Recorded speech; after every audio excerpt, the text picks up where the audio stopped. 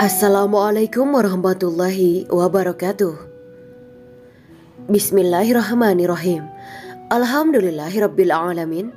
Wa bihi nasta'inu ala umuri dunya waddin. Allahumma shalli wa sallim wa barik ala sayyidina wa maulana Muhammad. Asyhadu an la ilaha illallah wa asyhadu anna Muhammadur Rasulullah. Amma ba'du. 5 penyebab penduduk Mekah memusuhi Nabi Muhammad SAW. Selama 13 tahun menjalankan tugas kenabian di Mekah, Nabi Muhammad SAW mendapat perlawanan keras dan ujian berat dari penduduk Mekah. Kelahiran Nabi Muhammad SAW dan pengangkatan beliau sebagai Nabi terakhir merupakan titik tolak sejarah lahirnya agama Islam.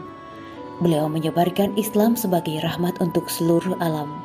Selama menjalankan risalah kenabian, beliau mengalami banyak tantangan, rintangan, dan ujian, terutama dari penduduk Mekah tempat beliau dilahirkan. Ada beberapa hal yang menyebabkan penduduk Mekah melakukan perlawanan dan memusuhi Nabi Muhammad SAW.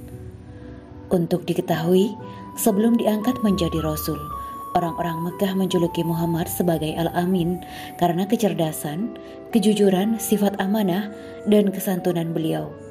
Pada usia 40 tahun, beliau menerima wahyu dari Allah di Gua Hira, puncak Jabal Nur.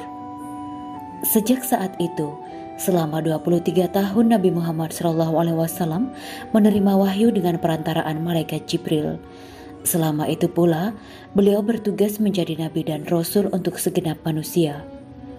Wahyu yang beliau terima itulah yang sekarang terkumpul dalam kitab suci Al-Quran.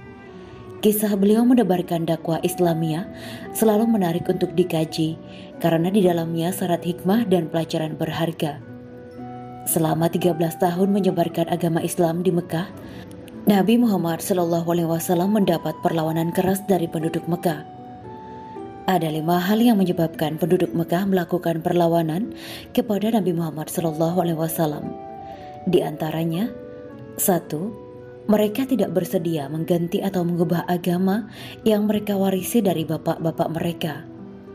2. Islam menyatakan bahwa tidak ada perbedaan di sisi Allah antara hamba dan majikan, antara laki-laki dan perempuan. 3. Penduduk Mekah terdiri dari beberapa suku Quraisy yang satu sama lain saling bermegahan. Mereka tidak dapat menerima pimpinan mutlak dari salah satu anggota suku lain. Kalau mereka menerima ajaran Islam dari Nabi Muhammad, berarti mereka menerima pimpinan dari keluarga Abdul Muthalib, suku Bani Hashim, dan ini mereka tidak mau. 4. Penduduk Mekah sudah biasa memperjualbelikan berhala-berhala, Al-Uzza dan Mana yang disembah orang sekeliling Ka'bah. Bagi orang-orang Arab di luar Mekah, berhala buatan orang Mekah ini menjadi langganan tetap tempat membeli dan mencari. Menerima agama Islam berarti menghilangkan sumber penghasilan yang tetap dari penduduk Mekah. 5. Islam mengajarkan adanya hari kiamat dan meyakini hari kebangkitan, di mana semua amal perbuatan manusia akan diberi ganjaran. Orang-orang yang berbuat kejahatan dan menganiaya manusia akan disiksa dalam neraka. Hal ini menakutkan orang-orang Mekah, terutama para pemimpinnya yang telah biasa berbuat salah, memeras, memperkosa, keadilan dan sebagainya. Oleh karena itu lebih baik mereka tidak perlu percaya saja agar mereka tetap merasa bebas berbuat kejahatan. Demikianlah 5 hal yang menyebabkan penduduk Mekah menolak ajaran Nabi Muhammad SAW ketika menjalankan tugas kenabian selama 13 tahun di Mekah. Setelah berjuang selama 13 tahun di Mekah, Nabi Muhammad kemudian hijrah ke kota Madinah. Meskipun demikian, ada beberapa penduduk Mekah yang menjadi pengikut beliau dan ikut berhijrah ke Madinah. Mereka itulah yang menjadi sahabat-sahabat terbaik bagi Nabi Muhammad. Di antaranya Abu Bakar As-Siddiq, Umar bin Khattab, Utsman bin Affan, Ali bin Abu Thalib, Abdurrahman bin Auf.